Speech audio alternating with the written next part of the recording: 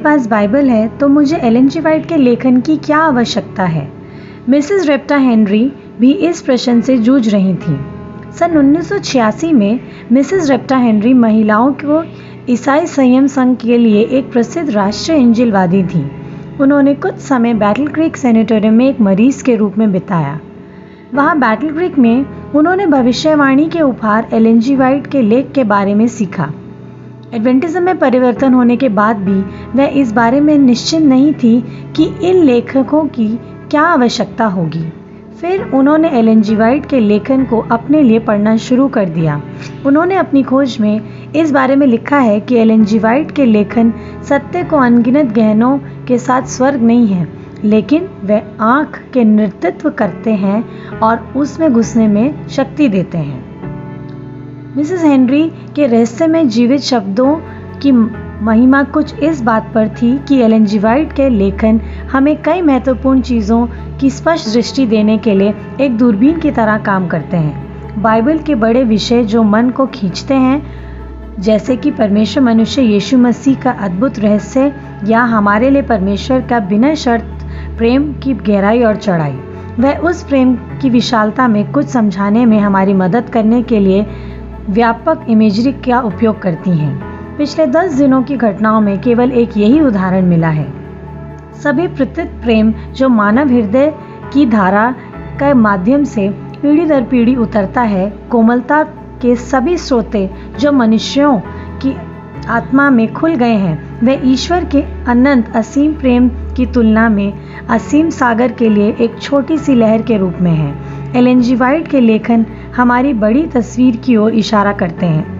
यहाँ तक कि जब हमारे अद्वितीय सिद्धांतों की बात होती है, जबकि वह बाइबल के सिद्धांतों की व्याख्या करती हैं, तो वह इस बात पर जोर देती हैं कि वह अपने शब्दों में अलग अलग आइटम पर नहीं, पर जिसका अर्थ यह है कि वह एक सुनहरे धागे से एकजुट होते हैं, जिसके साथ एक पूर्ण समग्रता होती है। जीवित केंद्र के रूप में वह क्रिस्ट उनका सबसे उल्लेखनीय योगदान में से एक है। जिस तरह से वह मसीह और शैतान के बीच बाइबल के वैश्विक इतिहास विवाद का रेखांकित करती हैं, वह जॉन की पुस्तक प्रकाशिक वाक्य में ब्रह्मांड की घटना का वर्णन करती हैं। तब ऐसा हुआ कि स्वर्ग में युद्ध छिड़ गया। माइकल और उसके स्वर्गदूतों ने ड्रैगन के खिलाफ लड़ाई लड़ी और उसके स्वर्गदूत वापस लड़े, लेकिन वह काफ़ी मजबूत नहीं था और उन्होंने स्वर्ग में अपना स्थान खो दिया। महान ड्रैगन को बहुत चोट लगी थी। वह प्राचीन नाग, जिसे शैतान कहा जाता है, जो पूरी दुनिया को भटका देता है, उन्होंने पृथ्वी पर फेंक दिया गया और उनके स्वर्गदूतों में इसकी झलक अभी सभी लेखन में व्यपित करी जाती है। लेकिन विशेष रूप से युग श्रृंखला का संघर्ष के 5 खंड, जिनमें प्रत्यसत्ता और भविष्यवक्ता और राजा शामिल हैं, युगों की इच्छा प्रेरितों के कार्य और महान विवाद हैं। बाइबल की जगह लेने की कोशिश से ध्यान भटकाने के बजाय एलन जी वाइट के लेखन एक शक्तिशाली भविष्यवाणी दूरबीन है जो बाइबल के महान विषयों को उजागर करती हैं।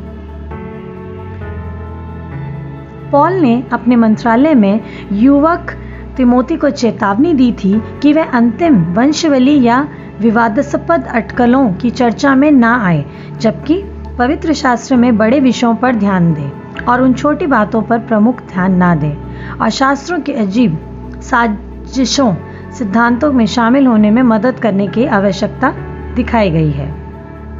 एलन जी वाइट के लेखन भी बाइबल के छोटे लेकिन महत्वपूर्ण विवरणों को देखने और नज़रअंदाज ना करने में हमारी मदद करते हैं। दास के ये एक विवरण पर्दे के पीछे की झलक के रूप में काम करते हैं, जो बाइबल के पाठ को और अधिक पारदर्शी बनाता है।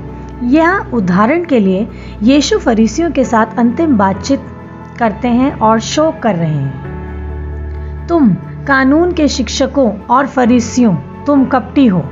मत्ती 23 में इस प्रकार लिखा है। यीशु कहते हैं कि यह स्वर्ग के राज्य में प्रवेश करने की कोशिश करने वालों के चेहरों पर दरवाज़ा पटक देते हैं। वह अपने धर्मवीरों को नर के बच्चों की तुलना देते हैं और वह उन्हें दुगने तक कह देते हैं क्योंकि वह अंधे मार्गदर्शी हैं। उन्होंने न्याय और विश्वास की उपेक्षा की है, जबकि छोटी बातों पर ध्यान ना देते हुए पढ़ाई करते समय लालच और आत्मभोग से भरे हुए बातें हैं, जैसे कि एक सफ़ेद वाला मकबरा जो बाहर से तो सुंदर दिखाई देता है लेकिन अंदर से मृतकों की हड्डियों से भरा हुआ और उसके अंदर सब कुछ अशुद्ध है। अंत में वह उन्हें सांप और सांप के बच्चों कहता है और कोई ये अंत में उन्हें कैसे पढ़ता है कि यीशु के पास पर्याप्त सब कुछ था और अब वह नेताओं से बात कर रहे हैं, या ये कहा जाए कि वह उन पर चिल्ला रहे हैं। युगों की चाहत में एलन जी वाइट के लेखन में महत्वपूर्ण विवरण जो इन क्षणों में लेखन संदर्भ रखता है उसमें हमें समझने में मदद करता है। इस तरह वह उस दृश्य संदर्भ के वर्णन करती है जिसमें अंधेरों के राजकुमार के खिलाफ उसके पवित्र क्रोध था, लेकिन उन्होंने परमेश्वर के पुत्र के चेहरे पर कोई चिड़चिड़ाहट का स्वभाव नहीं दिखाई दिया। दिव्य दया परमेश्वर का पुत्र के चेहरे का चिन्हित करती है क्योंकि उसने मंदिर को देखा और फिर श्रोताओं पर दिल की गहराई पीड़ा से बात की और कहा, हे जेरूसलम ने भविष्यवक्ताओं को मार डाला और उन पर पथराव किया। कितनी बार इकट्ठा होते हैं 7 बच्चे भी, जैसे कि मुर्गी और उसके बच्चे इकट्ठा हो जाते हैं। वह अलगाव के संघर्ष में नहीं होंगे। अक्सर एलन जी वाइट ने बाइबल की भाषाओं के ज्ञान के बिना उसके मूल अर्थ पर प्रकाश डाला। उदाहरण के लिए मूल हिब्रूज में 10 आज्ञाओं को, जिन्हें 10 शब्द कहलाया जाता है, और यीशु को बचाने की शक्ति की याद दिलाता है, जो हिब्रू में आज्ञाकारिता का आधार है। प्रत्येक वाक्यांश को एक आदर्श और एक वादे में अनुवादित किया जा सकता है, जैसे कि आप नहीं करेंगे या जैसे कि आप नहीं करेंगे। ये ठीक से कहा जा सकता है कि 10 आज्ञाएं उन कानूनों में है जो नकारात्मक नहीं है, हालांकि ऐसा प्रकट होता है। इस प्रकार एलन जी वाइट के लेखन को एक भविष्य सूचक सूक्ष्मदर्शी के रूप में उपयोग करने से हमें बाइबल के अध्ययन में कीमती रत्नों की खोज करने में मदद मिल सकती है। क्यों ना उसकी पुस्तकों को युगों की इच्छा के रूप में लाया जाए और उसे अद्भुत पुस्तकों के साथ 4 gospel Matthew, mark, look, John को पढ़कर हम अपने व्यक्तिगत आध्यात्मिक अनुभव का समृद्ध कर सकते हैं। आरंभ करने के लिए आप गेत्सेमनी के बागीचे में यीशु के बारे में सुसमाचार को और उनकी आज्ञाओं को पढ़ सकते हैं, और फिर अध्याय 84 युगों की इच्छा को गेत्सेमनी में पढ़ सकते हैं। मुझे विश्वास है कि आप एलन जी वाइट के लेखन को अपनी बाइबल अध्ययन में मदद करने के लिए एक उपयोगी भविष्य सूचक सूक्ष्मदर्शी पाएंगे। साथ ही ये एक सुनिश्चित करने के लिए एक दूरबीन फोकस भी प्रदान करेंगे कि हम माइक्रोस्कोपिक और टेलीस्कोप के माध्यम से बाइबल के महान बड़े विषयों की दृष्टि ना खोएं। हमारे उद्धारकर्ता की तस्वीर अधिक विवरण और महिमा से उभरेगी।